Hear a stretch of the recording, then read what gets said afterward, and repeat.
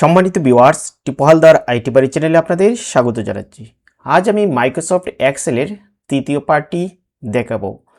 আমরা প্রথম পার্ট, দ্বিতীয় পার্ট শেষ করছি, আজ তৃতীয় পার্ট। আমি তার জন্য প্রথমেই এই মাইক্রোসফট এক্সেল ফাইলটি ওপেন করে নিচ্ছি। আমি একটি এক্সেল ফাইল ওপেন করে নিলাম, যে ফাইলটি আমরা পূর্বে রেখেছিলাম ড্রাফট করে, সেই ফাইলটি এখানে দেখা যাচ্ছে। প্রথমে আপনাদের যে বিষয়টি দেখাচ্ছি সেটা হচ্ছে কুইক অ্যাক্সেস টুল। দেখেন, আপনাদের যখন আমরা এই রিবনে কাজ করছিলাম তার নিচে আছে কুইক অ্যাক্সেস টুল, যেখানে আমি কার্সরটা দেখাচ্ছি। দেখেন ছোটো ছোটো কিছু টুলস আছে। অনেক সময় এই টুলসটি অনেক উপরেও থাকে। যেমন এখানে একটা ড্রপডাউন মেনু আছে, এখানে ক্লিক করবেন। এখানে ক্লিক করার সাথে সাথে দেখবেন লেখা আছে শো অ্যাবাভ দ্য রিবন। এই রিবনের উপরে চলে আসছে। দেখেন, এখন দেখেন এই কুইক অ্যাক্সেস টুলটা উপরে চলে আসছে। আবার এটা যদি নিচে নিতে চাই তাহলে এই যে এখানে ক্লিক করবেন, তারপরে লেখা আছে দেখেন শো বিলো দ্য রিবন, এখানে চলে আসবে। দেখেন এটা নিচে চলে আসছে। এখন এখানে যদি আপনি টুলস বাড়াতে চান আপনি বাড়াতে পারবেন। এখানে কি কি টুলস আছে দেখেন, এখানে দেখা যাবে। দেখেন এখানে লেখা আছে এটা হচ্ছে সেভ, এটা হচ্ছে রিডু, আনডু, এই ধরনের বেশ কিছু অপশন আছে। যদি চান আপনারা আরও সহজে কিছু টুলস এখানে নিয়ে আসতে চান তাহলে এখানে ক্লিক করবেন। ক্লিক করার পরে যে নিচের দিকে দেখেন মোর কমান্ডস আছে, এখানে ক্লিক করবেন। তারপর এখান থেকে আপনারা যে টুলসগুলো নিতে চান, ধরেন আমি একটা টুলস নিতে চাই যার নাম হচ্ছে সেভেজ। দেখেন কোথায় আছে সেভেজ, এই যে সেভেজ আছে, আমি সেভেজে ক্লিক করব। ক্লিক করার পর ডান দিকে দেখেন অ্যাড আছে, এই অ্যাডে ক্লিক করব। দেখেন অ্যাডে চলে আসছে। এখন দেখেন এই ডান দিকে চলে আসছে। এখান থেকে আপনারা যেটাই নিতে চাইবেন সেটাই এখান থেকে নিতে পারেন। ধরেন সেভ যদি নিতে চান আপনি এই সেভে ক্লিক করবেন, তারপরে আবার অ্যাডে ক্লিক করবেন। দেখেন সেভ আর যাবে না, কারণ এখানে সেভ আছে। যা নাই আপনি তা নিতে পারবেন। এই যে একটা অপশন আছে দেখেন পেজ সেটআপ, আমি এই টুলসটা যদি নিতে চাই পেজ সেটআপ, আমি এখানে ক্লিক করব, তারপরে অ্যাডে ক্লিক করব, আমার এটা চলে আসছে। এখন এগুলা কোনটা আগে থাকবে কোনটা পরে থাকবে তাও আপনি সাজিয়ে নিতে পারবেন। তার জন্য আমি প্রথমে রাখবো সেভ, তারপরে 2 নম্বরে নিতে চাই সেভ এজ। তাহলে সেভ এজ দেখেন অনেক নিচে আছে, এটাকে আমি ক্লিক করব। তারপরে এই যে তীর চিহ্ন আছে দেখেন একটা একটা ক্লিক করব, উপরে চলে যাচ্ছে, দেখা যাচ্ছে। দেখেন উপরে চলে যাচ্ছে। তারপরে যে পেজ সেটআপ আছে এখানে ক্লিক করব, তারপরে এটা আমি উপরে নিতে চাই, দেখেন এভাবে উপরে নেওয়া যায়।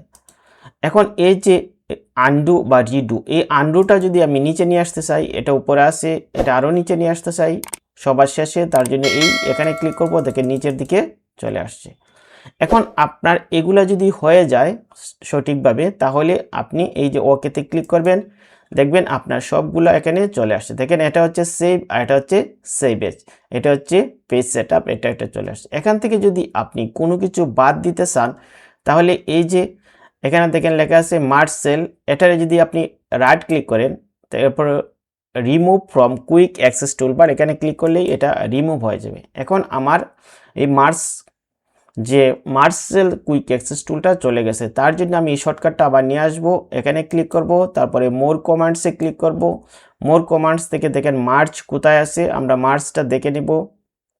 দেখে এটা সিলেক্ট করে আমি আবার নিয়ে আসবো।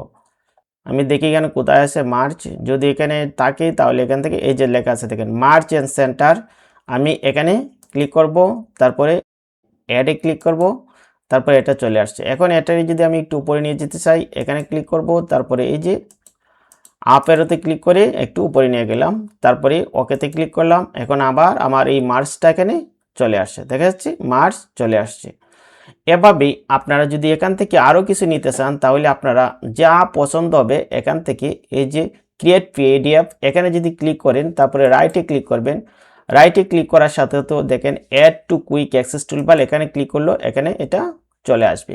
এভাবেই আপনারা যাই নিতে চান এখানে নিয়ে আসতে পারবেন। যেমন র্যাপ টেক্সট, এটাতে ক্লিক করবেন, রাইট ক্লিক করবেন, অ্যাড টু কুইক এক্সপার্টস, এখানে এসে যুক্ত হয়ে যাবে। অর্থাৎ যাই আপনারা নিতে চান তাই আপনারা নিতে পারবেন। এভাবেই এখানে এসে আপনার কুইক অ্যাক্সেস টুলবারটা সহজেই সাজিয়ে নেবেন। এখন প্রশ্ন হচ্ছে কুইক অ্যাক্সেস টুলবারটা কেন নিতে হবে? যখন আমরা দুটা সেল, ধরেন এই একটা সেল এই একটা সেল আমরা মার্জ করতে চাই, তখন আমরা খুঁজে বেড়াই এখানে কোথায় মার্জ আছে কোথায় মার্জ আছে। যখন আমরা এইটা খুঁজে পাই না তখন সহজের জন্য এই যে মার্জ অপশনটা আছে এখানে ক্লিক করলে দেখেন এটা মার্জ হয়ে গেছে। দেখেন দুইটা সেল একসাথে মার্জ হয়ে গেছে, এক হয়ে গেছে। আবার যদি বলেন যে আমি এটা মার্জ না, আমি এটা আনমার্জ করতে চাই, তখন এটা সিলেক্ট করে আবার এখানে ক্লিক করলে দেখেন আবার আনমার্জ হয়ে গেছে। একভাবে সিলেক্ট করবেন। আবার যদি বলেন যে না আমি এটা ভুল করছি, তাহলে কন্ট্রোল জেডে ক্লিক করবেন। দেখেন কন্ট্রোল জেডে ক্লিক করলে এটা আবার চলে আসছে। এখন এখানে মার্জ নেই। এই সহজে কাজ করার জন্যই কুইক অ্যাক্সেস টুলবার। এখন আমরা দেখব কিভাবে এই এক্সেল শিটে প্রথমে যোগ করতে পারি। কিছু ডাটা এখান থেকে আমি ডিলিট করে দিলাম। ধরেন আমি এই ডাটাটা আমি ডিলিট করে দিলাম। তারপরে আমি এটারে সিলেক্ট করব। ডিলিট করে দেওয়ার জন্য আমি এটারে সিলেক্ট করে নিলাম। সিলেক্ট করে নেওয়ার পর এই যে ডিলিট আছে, ডিলিটে ক্লিক করব, ডিলিট হয়ে গেছে। এখন আর এখানে আমার কিছু নেই। আমি ধরেন এটাও ডিলিট করে দিতে চাই, আমি এটাও ডিলিট করে নিলাম। এখন আমি চাচ্ছি এই যে নাম্বারগুলো আছে 6টা বিষয়ের, এটা আমি যোগ করতে চাচ্ছি। যোগটা করব কোথায়? আমি এই সেলে যোগ করব। এখন এই সেলের একটি নাম দিতে চাই। এটার নাম দিলাম ধরেন টোটাল, TOTAL টোটাল। এখন আমি দেখাচ্ছি যোগটা কিভাবে করব। যোগ করার জন্য প্রথমে এখানে একটা সহজ শর্ত হচ্ছে আপনি একটা সমান দিবেন।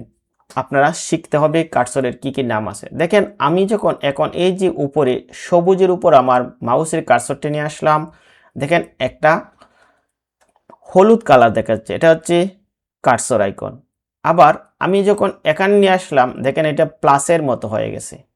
তখন এই এক্সেলের উপর যে চিহ্নটা আসে কার্সর পরিবর্তন হয়ে, এটাকে বলা হয় এক্সেল কার্সর। আবার যখন এই এক্সেলের ভিতরে যখন আমি ডাবল ক্লিক করব, তখন দেখবেন কার্সরটা অন্যরকম হয়ে যাচ্ছে, একটা দাগের মতো হয়ে যাচ্ছে। এটাকে বলা হয় টেক্সট কার্সর। তাহলে আমরা জানলাম কার্সর 3 রকম। এখানে লক্ষ্য করেন, এটা হচ্ছে কার্সর, এক্সেলের উপরে নিয়ে আসলে এটা প্লাস হয়ে যাচ্ছে, তাই এটার নাম হচ্ছে এক্সেল কার্সর। আবার যখন আমি কোনো বক্সে ডাবল ক্লিক করলাম, তখন দেখবেন এটা লেখার জন্য রেডি হয়ে গেছে কার্সরটা, এই জন্য এটাকে বলা হয় টেক্সট কার্সর। এই কার্সরটা যখন হবে তখন আপনারা এখানে লিখতে পারবেন। এখন আমি যোগ করতে চাচ্ছি, এই জন্য এখানে ডাবল ক্লিক করব।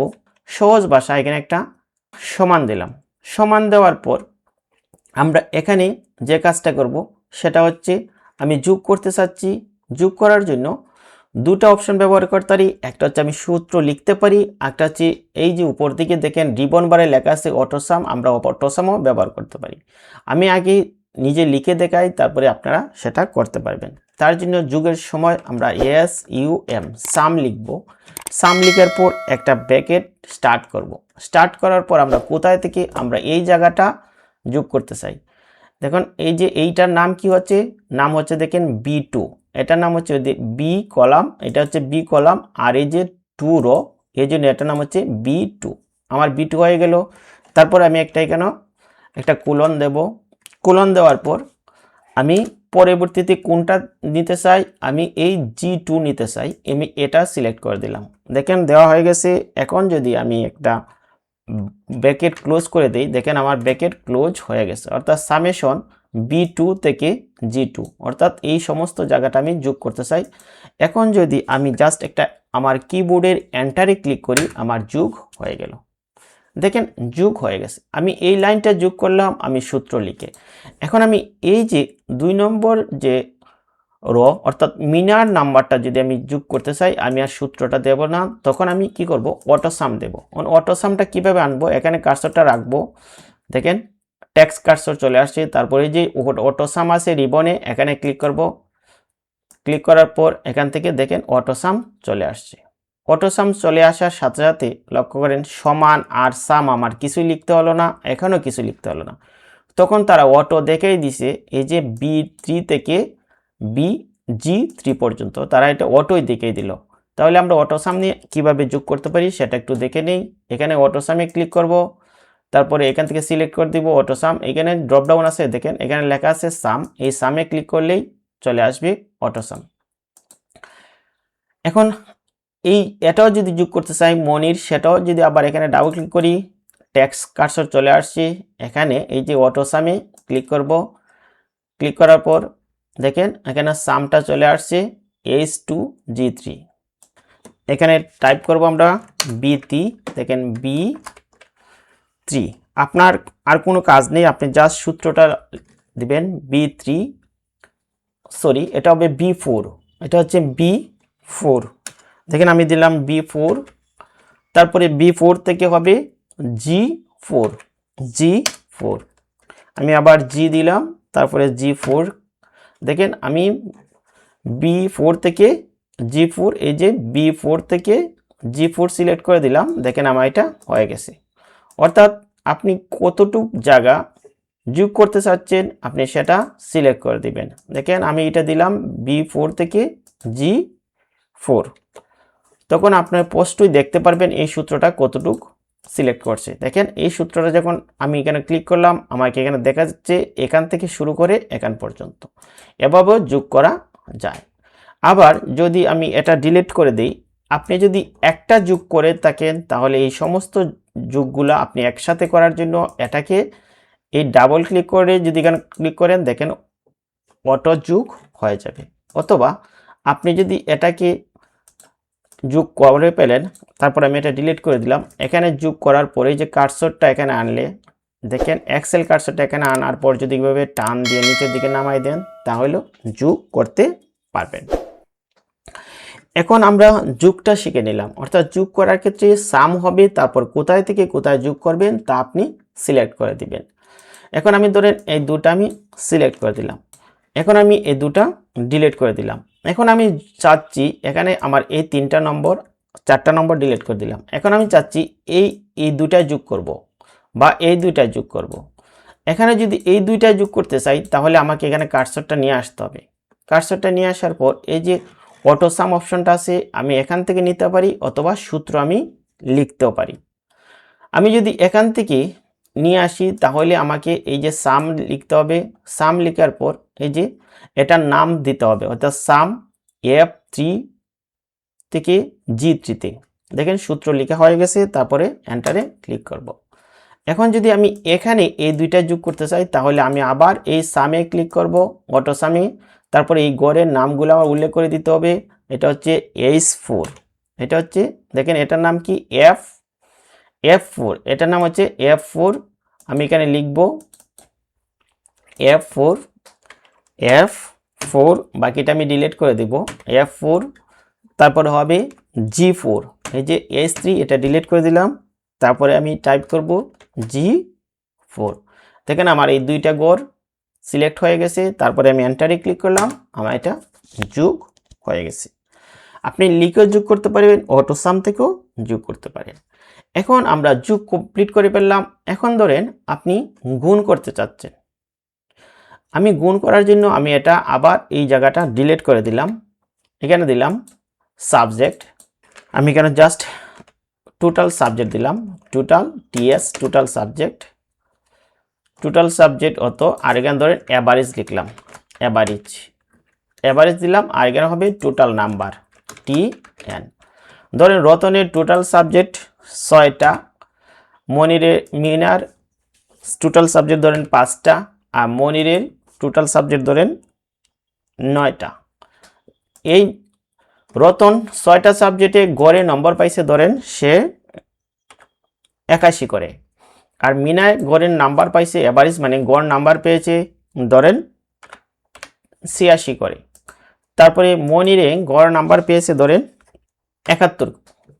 তাহলে এখন যদি আমরা এই টোটাল নাম্বারটা করতে চাই, যে টোটাল সাবজেক্ট তার রতনের 6টা, গড় নাম্বার 81, মিনার টোটাল সাবজেক্ট 5টা, গড় নাম্বার 86, মনিরের টোটাল সাবজেক্ট 9টা এবং গড় নাম্বার 71।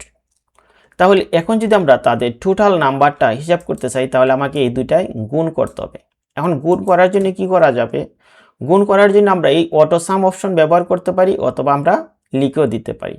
লিখে যদি দিতে চাই তাহলে আমাকে লিখতে হবে, দেখেন প্রথমে সমান দিতে হবে, তারপরে এই যে গড়টা আছে এই গড়ের নামটা সিলেক্ট করতে হবে। আমি নামটা সিলেক্ট করে দিলাম B2 পরে আমাদের গুণের ক্ষেত্রে এখানে একটা ইনটু দিতে হবে, এবং এক্সেলে ইনটুর চিহ্নটা হচ্ছে স্টারের মতো, যেটা আপনারা নাম্বার কির সাথে দেখতে পারবেন।